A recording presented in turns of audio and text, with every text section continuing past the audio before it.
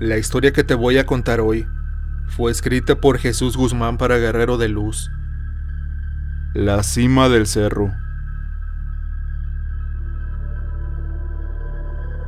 De un carácter fuerte y porte robusto, mi esposo Joel sobresalía de sus hermanos. Nos conocimos en un café a principios de la década del 2000. Se podría decir que nos enamoramos al instante.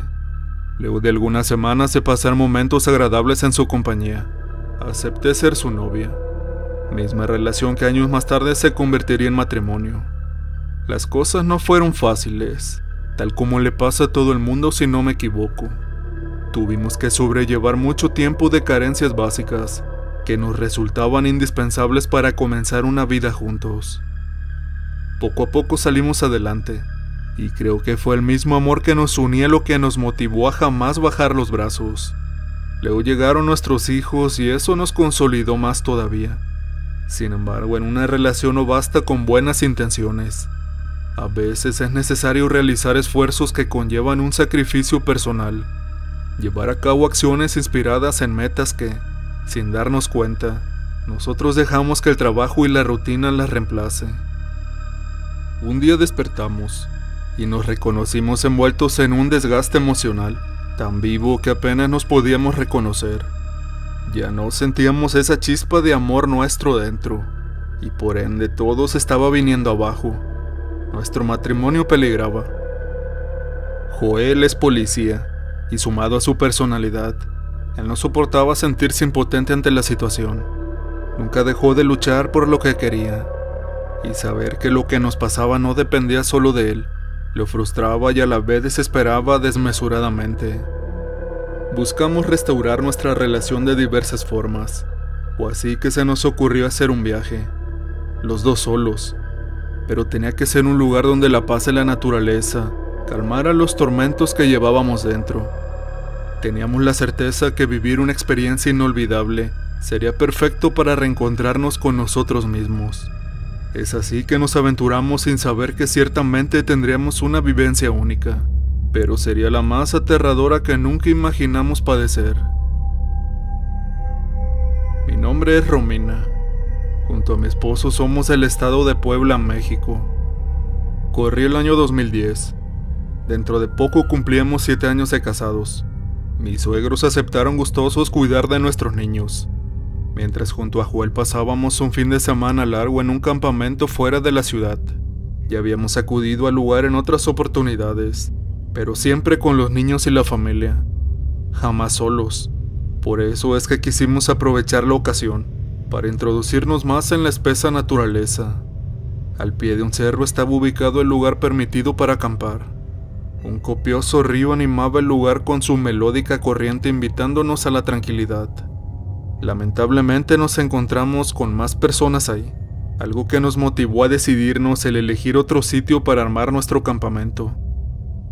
Don Marcos era un señor de algunos 70 años, era el encargado del lugar. Pese a su edad no se le escapaba nada, razón por la que Joel quiso darle aviso de que subiríamos hasta la cima del cerro, y ahí levantaríamos la carpa. Nos lo hallamos en la pequeña cabaña que había metros adentro del monte, y que servía de casa para el velador.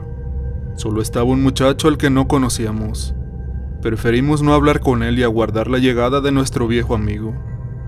Era mediodía cuando llegamos al lugar, pero cuando la tarde ya caía con todo su esplendor, Marcos aún no aparecía.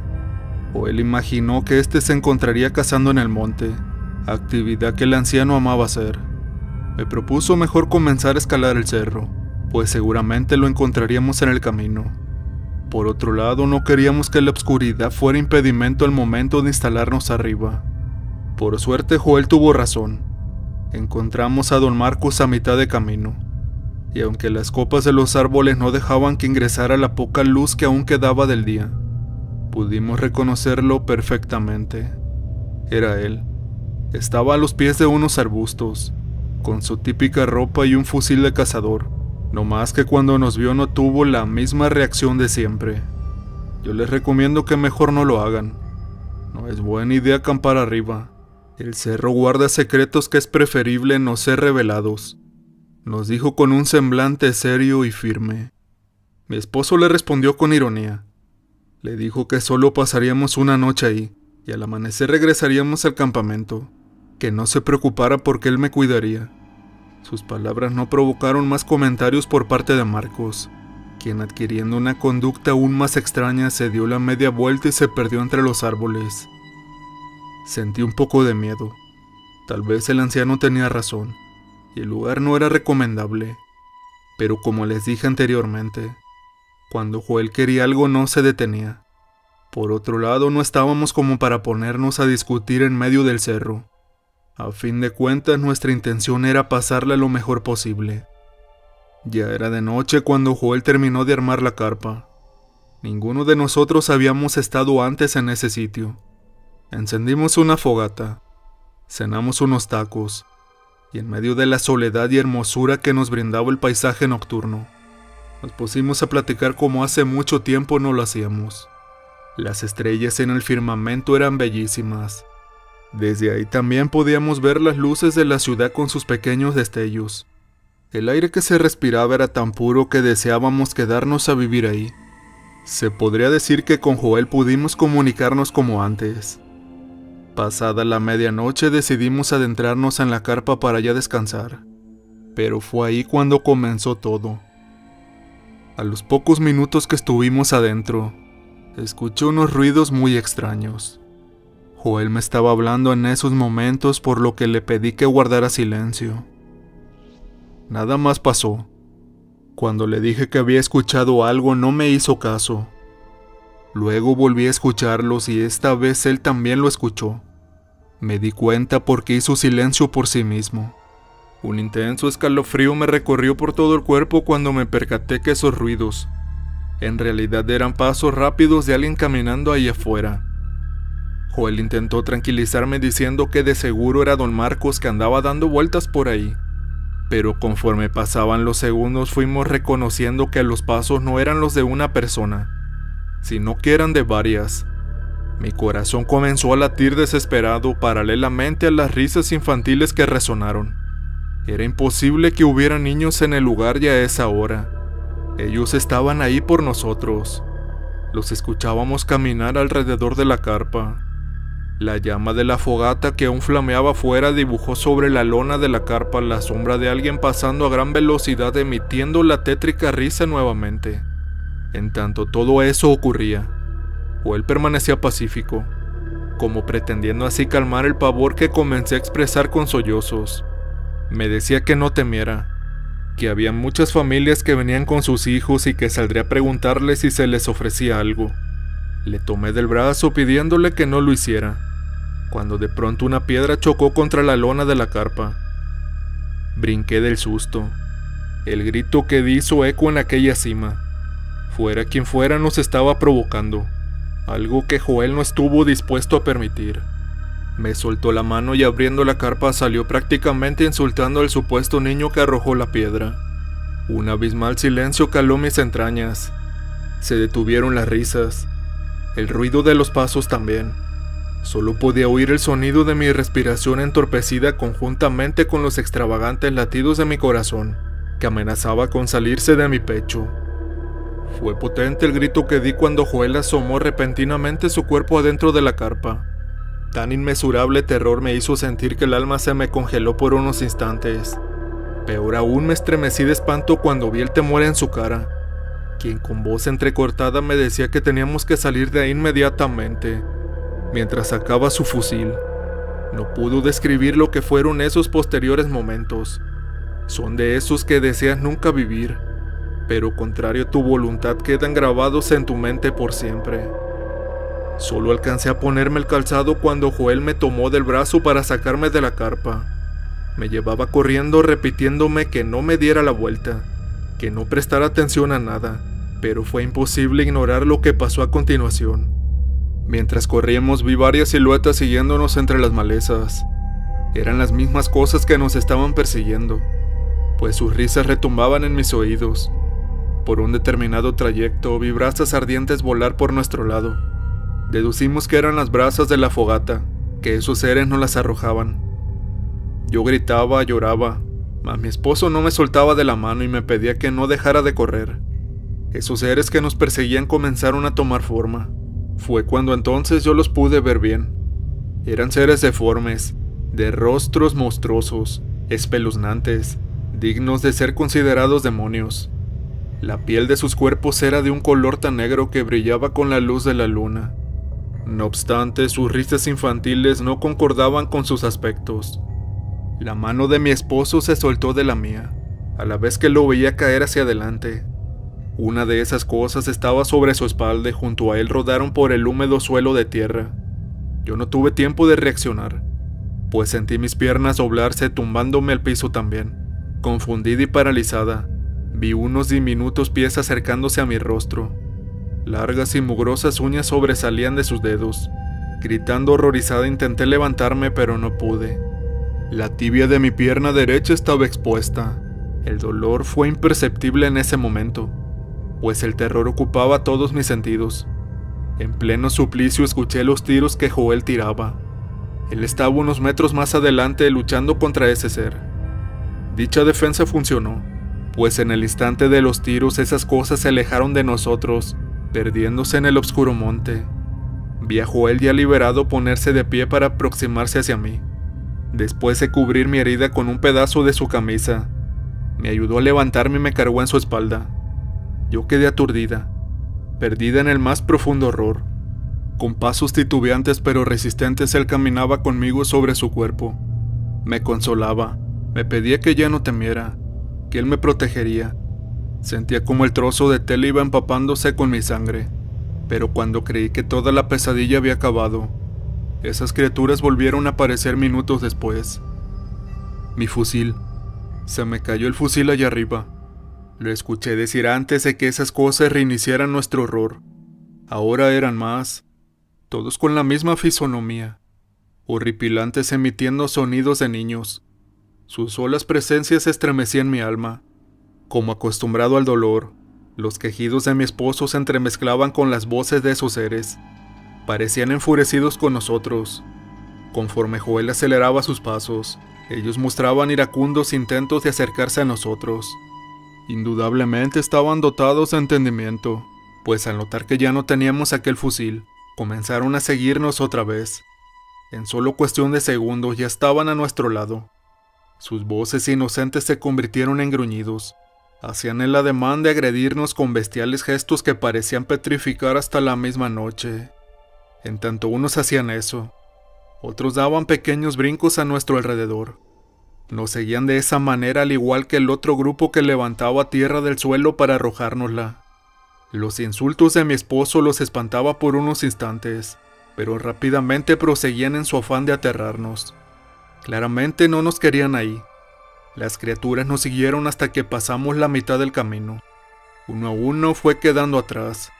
El último no se fue sin antes arrojarnos piedras, las cuales lanzaba con la misma furia de los alaridos ensordecedores, que todavía no puedo sacar de mi mente hoy. El resto del trayecto fue de mudo estupor y acongojados sollozos. Con las fuerzas que me quedaban presionaba el cuerpo de Joel para no caerme. La decadencia de su andar evidenciaban también su desgaste físico. Sentía como su cuerpo temblaba. Por primera vez en mi vida lo noté expresar miedo. No comprendo cómo hizo Joel para soportar mi peso y llegar hasta el campamento. Lo digo porque él también estaba herido. Mis manos se empaparon con su líquido vital que emanaba de su pecho mientras lo abrazaba. Sin titubear pedimos auxilio apenas nos acercamos a las carpas de las personas que se habían quedado en el lugar. Unos pescadores soltaron sus cañas al costado del río cuando nos escucharon y corrieron para asistirnos.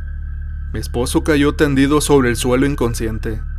Unos rasguños profundos en su cuerpo daban garantía del brutal enfrentamiento que tuvo contra ese ser, cuando recibió la primera agresión en la cima. Yo ni siquiera podía hablar, solo me limitaba a llorar sin consuelo. Esa misma madrugada abandonamos el campamento. Nuestras cosas quedaron en el cerro, entre ellas el fusil de Joel. Antes del amanecer yo ya estaba siendo intervenida quirúrgicamente. Me operaron la pierna para poder salvarla. Nadie creyó nuestro testimonio, y es el motivo por el cual guardamos silencio por tanto tiempo. Sin embargo, no todo termina aquí. pues cuando Joel regresó al lugar para recuperar el fusil, recibió una impactante noticia que volvió a estremecerlo de miedo. En esa oportunidad fue con mi suegro y mis cuñados. Para su sorpresa, el lugar estaba plagado de familias disfrutando del campamento. Solo habían pasado 3 días desde que nosotros sufrimos aquella agresión. La única explicación era que nadie dijo nada de lo ocurrido. Tampoco encontró a don Marcos, así que fue directamente en busca del fusil y las demás cosas. Cuando llegaron a la cima del cerro estaba todo destruido. La carpa estaba cortajeada en pedazos, como si un animal lo hubiera hecho. Por suerte el fusil aún permanecía en el mismo lugar donde tuvo el forcejeo con ese ser. En el lugar donde estuvo la fogata hallaron huellas de pies pequeños alrededor, mismas que se distribuían por todo el terreno, como si esas cosas siguieran merodeando la zona después de que nosotros la abandonáramos. No obstante, con lo que se toparon metros más adelante de donde pusimos la carpa, fue lo más siniestro que vieron. Al estar ahora el sector iluminado por la luz del día, vieron unos extraños símbolos dibujados sobre la tierra, justo al costado de un gran árbol. Hubiera sido imposible para mi esposo haberlos visto aquella noche, pero dadas las características que estos presentaban, parecía ser un trabajo de brujería o algo relacionado con rituales de ocultismo, ya que también divisaron restos de animales y sangre seca sobre el tronco del árbol. Mi esposo y sus parientes se enfurecieron mucho, pues si alguien estuvo haciendo esas cosas es porque no estaban cuidando la zona como correspondía. Decenas de familias, entre ellos niños, estaban expuestos a la merced de esas personas. Bajaron decididos a reclamar a don Marcos sobre lo sucedido, y fue cuando recibió la escalofriante noticia. Don Marcos había fallecido días antes en un hospital. Lo hallaron malherido luego de que se introdujo en el monte a cazar. Tenía la ropa destrozada y su cuerpo lastimado, como si una bestia lo hubiera agredido. Nunca pudieron hablar con él porque jamás recuperó el conocimiento. Sufrió un infarto que lo obligó a conservar su secreto, pero nosotros sabemos perfectamente lo que le sucedió. Entendemos que sea lo que sea que hayan hecho, ocasionaron que esos seres oscuros se adueñaran del cerro. Hasta el día de hoy yo no he regresado a ese lugar, pero mi esposo lo hace de vez en cuando. Con la excusa de ir a pescar con sus hermanos, trata de controlar la zona del campamento. Teme que algún día esas cosas se atrevan a abandonar la cima del cerro y bajen en busca de más víctimas. Por lo pronto hay un inmenso cartel que prohíbe escalar el cerro, advirtiendo que animales salvajes habitan la zona, algo que en cierta manera mantiene a la gente alejada de la cima. Y ya para finalizar, hay algo más que les quiero compartir aún, algo que por momentos tratamos de pensar que nos informaron mal. Aunque Joel preguntó al nuevo velador una y otra vez, este siempre da la misma respuesta. Don Marcos falleció el día siguiente de haber recibido aquella agresión, pero eso sucedió antes de que nosotros fuéramos aquel fin de semana. Es decir que es imposible que lo hayamos visto esa tarde a mitad del camino, advirtiéndonos para que no subiéramos a esa embrujada cima. Las cosas con mi esposo se arreglaron. Hoy estamos mejor que nunca. ¿Y cómo no estarlo, si ambos sufrimos el horror más espantoso de nuestras vidas, del cual logramos sobrevivir para hoy poder contarlo?